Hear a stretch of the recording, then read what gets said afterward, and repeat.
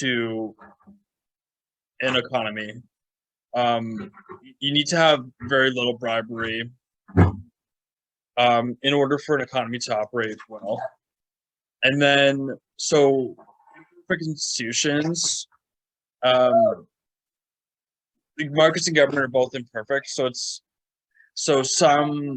it's hard to figure out where to focus.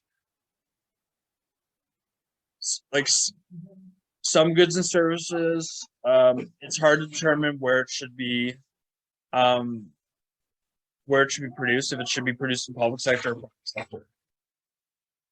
So, but for certain things like roads, let's say, for example, a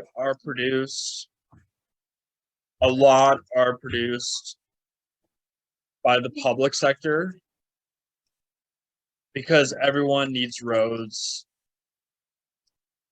to drive. And then like toll roads, like the 407, are produced by the private sector because they are luxury roads. They are not needed,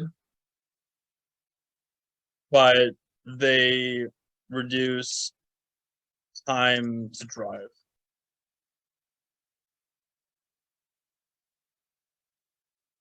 So another thing here, Singapore has the best healthcare system in the world in quality. They have the lowest rate of infant mortality and the world's fourth highest life expectancy. They spend less per person in healthcare than any other developed nation. This works because Singapore's healthcare system encourages competition. However, there's a lot of high out-pocket costs, which is a problem. Like compared to Canada, like we have a publicly funded healthcare system, so there's no out-of-pocket costs for most of us. But in Singapore, they have high out costs, so they have to pay out of their own pocket, which is a bad thing for that. But they have high quality of care, but they have to pay high prices for it out of their own pocket. We have like it varies in our quality of care. We don't have to pay out of pocket. So which one, I'll ask the class here, which one would you prefer? Would you prefer paying out of pocket for high quality healthcare, or would you prefer paying no out of pocket for varying healthcare? I'll write that down. So would you prefer high quality healthcare with high out of pocket expense? So public choice theory is the economic analysis of government decision-making, politics, and elections. So majority voting systems, it's difficult to correctly discern voter preferences, hinders the ability for government to deliver what the voters want. So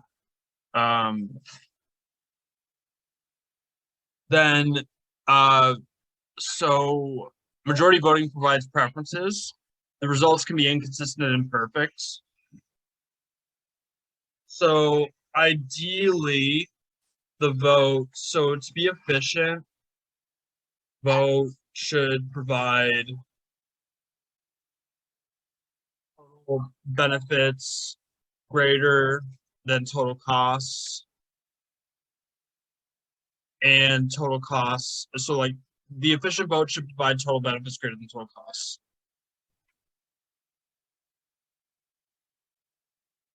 And then also in this case,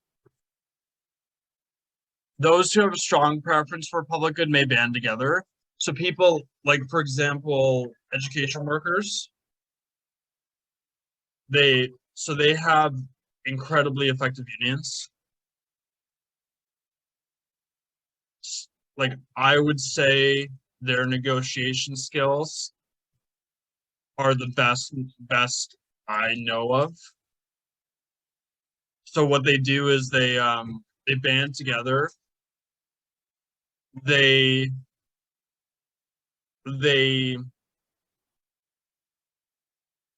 so they push to get the best wages for teachers and negotiate through through meeting with the Ministry of Education. Also, they strike. Like striking is a good negotiation position, because once you like once um once the once you're not given something, like once you don't have something, you see the true value of it. So like once education workers strike, the public sees that they need education workers, then the government gives education workers a raise so they come back to work. So like nurses do this too. Nurses do this because a world without nurses through striking will create desperation, basically, in the government, in public,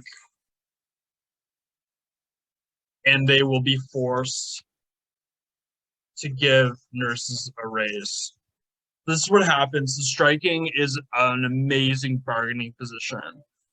Like if you know you're needed by the public or government, like if you know you're so important to them working, if you strike, they're gonna be like, wow, we need you back. So we're gonna pay you, let's say, a 10% raise. Like you just have to figure out if you're like you determine if your group of workers is really necessary to the operation. Like if you're the heart of something, like if you're the heart of a business or like any sort of agency, and without you and your group, if they don't, if they're not able to function without you, you can potentially strike and just be like, yeah, yeah, I require a raise, and I know that this company doesn't function without me, and I deserve more money.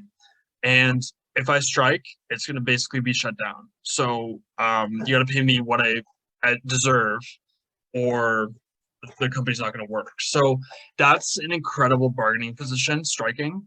And education workers do that very well, nurses and many other professions in those cases.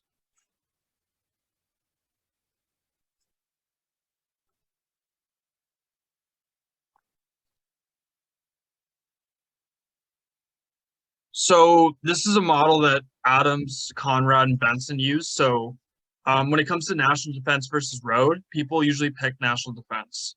And then when it comes to road versus weather warning system, people usually pick roads to focus on. And then if it comes to national defense versus weather warning system, people would pick weather warning system over national defense, just based on their model. But this changes every election cycle. So these issues change each election. So like certain elections have a certain issue focus. So it just depends on the election. So this changes all the time. Demanded per percentage change in price. So to calculate elasticity of demands, it's percentage change in quantity demanded of product X divided by percentage change in the price of product X. So when quantity demanded responds strongly to change in price, demand is elastic. When quantity demanded responds weakly to change in price, demand is inelastic. So these are more for needs. So needs are inelastic. And then wants are more elastic demand.